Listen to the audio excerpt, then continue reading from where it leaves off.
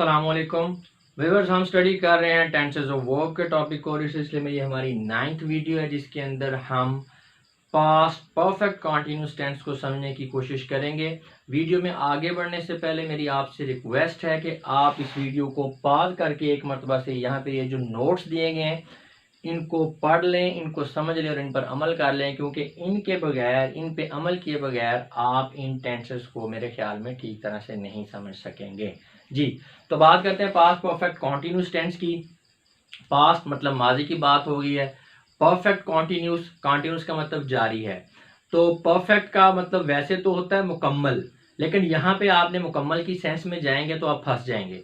बस आप ये ध्यान में रखें कि पास्ट परफेक्ट कॉन्टिन्यूस टेंस हम तब यूज़ करते हैं, किसी ऐसी सिचुएशन में यूज़ करते हैं जब माजी में किसी काम का शुरू होना जो है ये तो पाया जाए, लेकिन वो ख़त्म कब हो रहा है इसका कोई पता नहीं। यानी माजी के अंदर किसी ख़ास वक़्त से या किसी ख़ास दौरानिए से कोई काम शुरू हुआ है और वो फिर चलता जा रहा है, जारी है। ख़त्म कब हुआ है इसके बारे में कोई इन्फॉर्मेशन नहीं है। यानी किसी सेंटेंस के अंदर आप इस तरह का कॉन्टेक्स्ट एक्सप्लेन करना चाह रहे हैं कि किसी काम के शुरू होने को एक्सप्लेन कर रहे हैं कि माजी में कोई काम शुरू हुआ है और फिर वो शुरू ही है, वो कंटिन्यू ही है। ख़त्म कहाँ पे हुआ है इसके बारे में कोई इन्फॉर्मेशन आपने नहीं देनी। तो इसके लिए आप past perfect continuous tense use करते हैं। उर्दू हिंदी में इसकी पहचान ये होगी कि मैं सुबह से ये काम कर रहा था, ठीक है, मैं 2 घंटे से क्रिकेट खेल रहा था, मैं कल रात से लिख रहा था। तो एक तो टाइम होगा बीच में, सुबह से, शाम से, 2 बजे से, 5 बजे से, 2073 से, ठीक है, सॉरी 1973 से, और इस तरह से। यानी आप टाइम का बीच में रिफ़र करेंगे 2 सालों से, 8 सालों से, 10 सालों से टाइम का जिक्र होगा और फिर साथ में काम के जारी होने के, और एंड पे था भी यूज़ होगा, ठीक है। मैं आप कह लें सन 2002 से जो है पढ़ा रहा था, ठीक है। तो इस तरह से ये इसकी पहचान है। तो पहचान पे आपने नहीं जाना, मैंने आपको पहले भी बताया था। आपने कॉन्टेक्स्ट को, सेंटेंस की सेंस को समझने की कोशिश करनी है कि एक्चुअल में मैसेज देना क्या है आपने सेंटेंस में, या जो आप पढ़ रहे हैं उसमें मैसेज क्या देना चाह रहा है राइटर।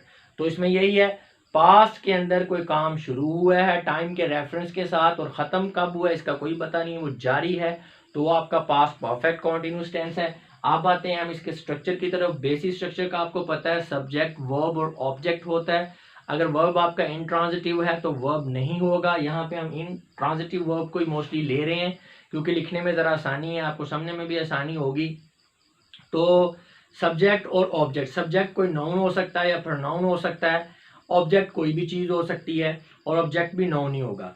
तो सब्जेक्ट और ऑब्जेक्ट का तो मसला ही नहीं है, वो कोई भी टेंस हो उसकी कोई हालत तो चेंज होनी नहीं होती। हालत चेंज होनी होती है वर्ब की, ठीक है। और हमारा टॉपिक भी वर्ब है, वर्ब का सब टॉपिक है टेंसेस, तो उसमें हम पढ़ रहे हैं। तो वर्ब की फॉर्म चेंज होनी है जी टेंसेस के लिहाज से। तो पास्ट परफेक्ट कॉन्टिन्यूस टेंस में वर्ब की कौन सी फॉर्म यूज होनी है जी? वर्ब की फॉर्म यूज होनी है प्रेजेंट पार्टिसिपल, यानी आईएनजी फॉर्म। जो बेस फॉर्म है उसके साथ आप आईएनजी लगा देंगे, उसको आप वर्ब की 4th फॉर्म भी कहते हैं। तो कोई भी पर्सन है, फर्स्ट, सेकंड, थर्ड, सिंगुलर है या प्लूरल है, आपकी जो वर्ब फॉर्म है वो आईएनजी वाली 4th फॉर्म यानी कि प्रेजेंट पार्टिसिपल ही यूज होगी।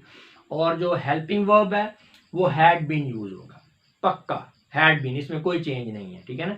जैसे कि वो हम बात करते थे प्रेजेंट परफेक्ट कंटिन्यूस टेंस में हैज और हैव था, हैज बीन, हैव बीन, यहाँ पे नहीं, यहाँ पे हैड बीन एक ही है।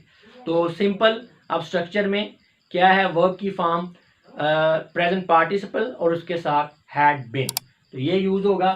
तो चले हम एक मरतबा से देख लेते हैं कि हम पॉजिटिव और अफर्मेटिव सेंटेंसेस को देखेंगे, बाद में हम एंड पे नेगेटिव इंट्रोगेटिव और इंट्रोगेटिव नेगेटिव को देखेंगे, क्योंकि उनका फार्मूला एक ही है। एक ही दफ़ा आपको बताऊंगा, बाद में आप खुद ही उसको अप्लाई कर लेंगे। अच्छा, एक चीज़ मैं भूल गया, सिंस एंड फॉर का इस्तेमाल, इसमें स्टूडेंट्स को बड़ी कंफ्यूजन होती है।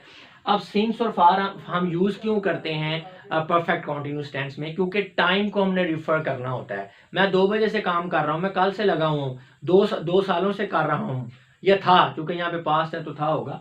तो अब टाइम का बीच में जो है वो रेफरेंस है आपके लिए। तो टाइम को रिफ़र करने के लिए हम यूज़ करते हैं सिंस और फॉर। अब सिंस कहाँ पे यूज़ करना है, फार कहाँ पे यूज़ करना है, इसके लिए सिंपल सा फार्मूला जेहन में रख लें। लेकिन ये जो चीज़ें आपने जेहन में रखनी है, एक होता है पॉइंट ऑफ टाइम और एक होता है पीरियड ऑफ टाइम। पॉइंट का मतलब जैसे नुक्ता होता है 2 बजे 4 बजे, अब ये पॉइंट है, ठीक है। सन 2020 पॉइंट है, सन 1830 पॉइंट है, ठीक है। सुबह से पॉइंट है, शाम से पॉइंट, इन सब के लिए सिंस इस्तेमाल होगा। सुबह से, शाम से, कल से, परसों से, ठीक है, 8 बजे से, 9 बजे से, 10 बजे से, ठीक है, सन 2013 से। तो इन सब के लिए सिंस यूज होगा क्योंकि यहाँ पे एग्जैक्ट टाइम, एक पॉइंट आपके सामने है। अच्छा, दूसरा चीज आपके पास आ जाती है period of time. Period of time में जस्ट दौरानिया होता है, एग्जैक्ट टाइम कब से है ये नहीं पता। मिसाल के तौर पर मैं कहता हूं मैं 2 साल से ये काम कर रहा हूं, अब ये दौरानिया तो है, लेकिन आपको ये नहीं पता कि वो 2 साल 2010 से 2012 तक हैं, या वो 2 साल 2015 से 2017 तक हैं, या वो कब से हैं, कोई पता नहीं। मैं 4 घंटे से ये काम कर रहा हूं, अब ये 4 घंटे कौन से हैं, 9 बजे से 1 बजे तक, या 3 से 7 तक, या रात 12 से 4 तक, कोई पता नहीं। अगर सिंपल दौरानिया है, एग्जैक्ट टाइम नहीं है, सिर्फ ड्यूरेशन, पीरियड का मतलब भी दौरानिया होता है, पीरियड ऑफ टाइम है तो फार है। अगर पॉइंट ऑफ टाइम है कि एग्जैक्ट टाइम आपको पता चल रहा है तो फिर ये आप उसके लिए सेंस यूज करेंगे। मैं सुबह से काम कर रहा हूँ सिंस मॉर्निंग, शाम से काम कर रहा हूँ सिंस मॉर्निंग, कल से काम कर रहा हूँ सिंस यस्टरडे, ठीक है। 2 सालों से काम कर रहा हूँ फॉर 2 ईयर्स, ठीक है। 2 घंटे से काम कर रहा हूँ फॉर 2 आवर्स। 2013 से काम कर रहा हूँ सिंस 2013, ठीक है। तो ये अब आपको मेरा ख्याल है सिंस एंड फॉर का भी इस्तेमाल आपको पता लग गया होगा। चलिए देखते हैं जी। I have been playing since 2012, मैं 2012 से खेल रहा था। अब उसने छोड़ा कब है कोई पता नहीं, बस यहाँ पे कंटिन्यू है कि 2012 में शुरू हुआ था, पास्ट में 2012 है, ठीक है। तो अब देख सकते हैं आप, सब्जेक्ट है, हैड बीन है, वर्ब की फोर्थ फॉर्म है प्लेइंग, और सिंस 2012 ये टाइम को रेफर करने के लिए कि 2012 से जी। इसी तरह वो had been playing since 5 o'clock जी। तो ये अब 2012 इसकी जगह टाइम मैंने दे दिया। तो बात वही है कि मैं 5 बजे से, हम 5 बजे से खेल रहे थे, ठीक है, हम 5 बजे से खेल रहे थे। अच्छा, इसी तरह you had been playing since morning, आप सुबह से खेल रहे थे। You had been playing since morning, आप सुबह से खेल रहे थे। आपको पता है कि आपका जो सेकंड पर्सन है उसमें चाहे सिंगुलर है चाहे प्लूरल है, आपका जो सब्जेक्ट है वो, यानी जो प्रोनाउन है वो आपका यू ही यूज होगा, ठीक है। तो अब इसमें फॉर्म देख लें, यही हैड भी नहीं है और साथ प्लेइंग है और साथ में सिंस आ रहा है, क्योंकि यहाँ सब एग्जाम्पल में पॉइंट ऑफ टाइम जो है ये मैच है। आगे आ जाए जी। अब आ गया थर्ड पर्सन सिंगुलर, ही भी हो सकता है, शी भी हो सकता है, इट भी हो सकता है। इट में जानवर है, यहाँ पे जानवर ही होगा, लेकिन किसी बेजान चीज के लिए बेटे इस्तेमाल कर सकते हैं। यहाँ पे बेजान चीज को नहीं करेंगे क्योंकि प्ले है, आपका वो प्ले है, बेजान चीज जो है वो प्ले नहीं कर सकती, तो इसलिए इट से मुराद यहाँ कोई जानवर है। जानवर आपका मेल है या फीमेल है, इट ही यूज होगा प्रोनाउन। अच्छा, ही शी इट, इसके अलावा कोई सिंगुलर नाउन है अगर, ठीक है, कोई सिंगुलर नाउन जैसे कि अदनान, रहमान, जिशान, ठीक है, नुमान, आयशा, फौजिया, तो सिंगुलर नाउन कोई चीज भी हो सकती है सिंगुलर, एक सिंगल चेयर है तो वो भी सिंगुलर नाउन है। तो इन सब के साथ जो है ये सेम ही इसका क्राइटेरिया होगा, हैड बीन प्लेइंग ही आएगा जी। He she it had been playing for 2 days, हाँ जी। अब पीरियड ऑफ टाइम आ गया तो फॉर 2 days है, वो 2 दिनों से खेल रही थी, वो 2 दिनों से खेल रहा था, ठीक है, वो 2 दिनों से खेल रही थी, या ये 2 दिनों से खेल रहा था, या ये 2 दिनों से खेल रही थी। अब काम पुराना स्टार्ट हो गया, खत्म कहाँ पे हो रहा है कोई पता नहीं, को इसलिए ये क्या है, परफेक्ट कंटिन्यूअस टेंस है। अगर हम आ जाए प्लूरल में तो they had been playing for 2 days, तो वैसे ही कि वो 2 दिनों से खेल रहे थे, क्योंकि पीरियड ऑफ टाइम है तो यहाँ पे भी फॉर 2 days है जी। अब हम आ जाते हैं कि हमने नेगेटिव इंट्रोगेटिव और इंट्रोगेटिव नेगेटिव कैसे बनाना है जी। तो आपने जी पॉजिटिव आपका सेंटेंस है, अफर्मेटिव सेंटेंस है, इसको नेगेटिव कैसे बनाना है, तो इसका सिंपल तरीकाकार ये है कि हैड और बीन के दरमियान में आपने नॉट लगा देना। यहाँ पे लिखना मैं भूल गया हूं, हैड और आपका बीन, इसके दरमियान में आपने नॉट लगा देना है। I had not been playing since morning, बस यही है। ये बात याद रखनी है कि जो आपका हेल्पिंग वर्ब है उसके साथ आपने नॉट लगाना है। ये रूल याद रख लें तमाम टेंसेस के लिए कि जो नॉट होता है हेल्पिंग वर्ब के बिल्कुल साथ। बाद बच्चे क्या करते हैं, I had been not playing, गलत हो जाएगा। I had been playing not, ये भी गलत हो जाएगा। I not had been playing, ये भी गलत। बस आपने ये रूल लगा देना है कि जो हेल्पिंग वर्ब होता है, ठीक है, अब ये बीन है ना, ये इसके साथ एक अजाफी तौर पे कंबाइन हो गया। बेसिक जो आपका हेल्पिंग वर्ब वो हैड ही है, तो आपने उसके साथ नॉट लगाना है, ठीक है, तो फिर आपसे गलती नहीं होगी।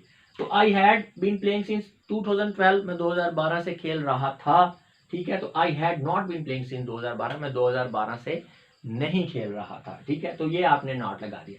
अच्छा, अब जो हमने इंट्रोगेटिव और इंट्रोगेटिव नेगेटिव बनाना है, उसके लिए मैं आपको पहले भी बताता रहा हूँ कि ये आपका बेस सेंटेंस है, आपको ये बनाना आ गया तो मसला ही हल हो गया आपका, क्योंकि बाकी आपने इसी से ड्राइव कर लेने हैं। तो बेस सेंटेंस में लिए आपको पता है, उसका रूल पता होना चाहिए। जैसे इसमें आपका हैड बीन होगा और साथ में फोर्थ फॉर्म है, ये आपको पता चल गया। उसके बाद आपने अगला स्टेप है, आपने इसका नेगेटिव सेंटेंस बनाना है। I had not been playing since 2012। तो अब ये आपके दो बेस सेंटेंस हैं, आपने दो बेस सेंटेंस को लेना है अगले सेंटेंस ड्राइव करने के लिए। अब आपने करना क्या है कि आपने इंट्रोगेटिव सेंटेंस को पॉजिटिव सेंटेंस से ड्राइव करना है, उसको बेस सेंटेंस लेना है इसके लिए। और जब आपने इंट्रोगेटिव नेगेटिव सेंटेंस ड्राइव करना है तो वो आपने पॉजिटिव से नहीं, वो आपने नेगेटिव से ड्राइव करना है। यानी ये बेस सेंटेंस है इंट्रोगेटिव के लिए, नेगेटिव जो बेस सेंटेंस है वो इंट्रोगेटिव नेगेटिव के लिए, ठीक है। तो तरीकाकार आपको अभी समझा देते हैं। I had been playing since 2012, इसको हमने अब करना है इंट्रोगेटिव। तो सिंपल, ये जो हैड है इसको सब्जेक्ट से पहले ले जाना है और साइन ऑफ इंट्रोगेशन जो है वो एंड पे आ जाना है। जैसे कि had I been playing since 2012, had जो है यहां से निकला, सब्जेक्ट से पहले आ गया, और साइन ऑफ इंटेरोगेशन या इंट्रोगेशन, आप जैसे इसको प्रोनाउंस करना चाहें कर लें, तो ये आपका हैड बीन प्लेइंग सिंस 2012 आ जाएगा जी। तो सिंपल। और जो आपका इंट्रोगेटिव नेगेटिव है उसमें ये सेंटेंस आपके सामने है, ये had not been playing since 2012। यहाँ पे भी आपने क्या करना है कि हैड को निकाला और सब्जेक्ट से पहले लिख दिया और एंड पे साइन ऑफ इंट्रोगेशन। जैसे कि I had not been playing since 2012, तो ये आ गया had I not been playing since 2012। बाकी आपने स्ट्रक्चर में कोई चेंजिंग नहीं करनी, वरना गलत हो जाएगा। बाद लोग जो है इसको बनाते हुए नॉट को आगे पीछे कर देंगे, तो फिर भी ये आपका गलत हो जाएगा सेंटेंस, ठीक है ना। कुछ नहीं करना आपने, जस्ट नेगेटिव बनाते हुए आपने हैड के साथ नॉट लगा देना है। जब आपने इंट्रोगेटिव बनाना है, इसी हैड को आपने सब्जेक्ट से पहले ले जाना है, बाकी कोई छेड़छाड़ नहीं करनी। इसी तरह जब इंट्रोगेटिव नेगेटिव बनाना है तो ये आपने नेगेटिव सेंटेंस को ले लेना है और हैड को पीछे ले जाना है सब्जेक्ट से पहले, और कोई छेड़छाड़ नहीं करनी। अच्छा, ये जो मैं कहता हूँ ना कि आपने इसको बेस सेंटेंस बनाना है इसके लिए, इसको बनाना है इसके लिए, इसकी ये कोई हार्ड एंड फास्ट रूल नहीं है, ये आपकी आसानी के लिए मैं आपको बता रहा हूँ ताकि ईजी रहे आपके लिए। वरना आप इससे भी सारे ड्राइव कर लेते हैं और अमूमन आप करते भी हैं, जब आपकी प्रैक्टिस हो जाती है तो फिर आपके लिए मुश्किल नहीं रहता। तो वो आपको जस्ट समझाने के लिए है कि अगर आप इस तरह से कर लेंगे तो इजी रह जाएगा, क्योंकि इनकी इसकी और इसकी स्ट्रक्चर मिलती जुलती है, इसकी और इसकी स्ट्रक्चर मिलती जुलती है। तो आप सिंपली इसके साथ नॉट लगाएंगे, नेगेटिव बन गया। ये वाला हैड पहले ले गए तो इंट्रोगेटिव बन गया, ठीक है। ये जो आपका नेगेटिव सेंटेंस है इसमें भी इसका हैड पहले ले गए तो आपका जो इंट्रोगेटिव बन गया। और साइन ऑफ इंट्रोगेशन जो है ये आपने यूज करनी है, इंट्रोगेटिव सेंटेंस हो या चाहे इंट्रोगेटिव नेगेटिव हो। तो व्यूअर्स, ये था तरीकाकार जी, ये फार्मूला था। बाकी तमाम सेंटेंसेस में यही फार्मूला यूज होना है, ठीक है। आपने बस ये सब्जेक्ट को उठाना है और पीछे आगे करना है, और इसके साथ जो है सॉरी सब्जेक्ट कह रहा हूँ, ये जो हेल्पिंग वर्ब हैड है इसको सिर्फ उठाना है, इसको छेड़ना है, बाकी किसी चीज को नहीं छेड़ना। और नॉट आपने हैड के साथ ही लगाना है। और जब आपने सेंटेंसेस को चेंज करना है उसकी हालत को, तो आपने हैड को छेड़ना है, बाकी किसी चीज को नहीं छेड़ना, कभी भी आपसे गलती नहीं होगी। तो चलें एक दफा रीड सारे कर लेते हैं। खैर, ये मैंने आपको समझा दिया है। तो अगर हम प्लूरल में जाएं, we had been playing since 5 o'clock, हम 5 बजे से खेल रहे थे। We had not been playing since 5 o'clock, हम 5 बजे से नहीं खेल रहे थे। Had we been playing since 5 o'clock, क्या हम 5 बजे से खेल रहे थे। Had we not been playing since 5 o'clock, क्या हम 5 बजे से नहीं खेल रहे थे। You had been playing since morning, आप सुबह से खेल रहे थे। You had not been playing since morning, आप सुबह से नहीं खेल रहे थे। Had you been playing since morning, क्या आप सुबह से खेल रहे थे। Had you not been playing since morning, क्या आप सुबह से नहीं खेल रहे थे। आप सिंगुलर हो या प्लूरल हो, सेंटेंस सेम ही होंगे। आपको पहले बताया सेकंड पर्सन में यू ही होता है दोनों के साथ, और स्ट्रक्चर भी सेम ही रहती है। थर्ड पर्सन में आ जाए, चाहे ही है, चाहे शी है, चाहे इट है, ठीक है, एक ही बात है। चाहे सिंगुलर नाउन है, एक ही बात है। तो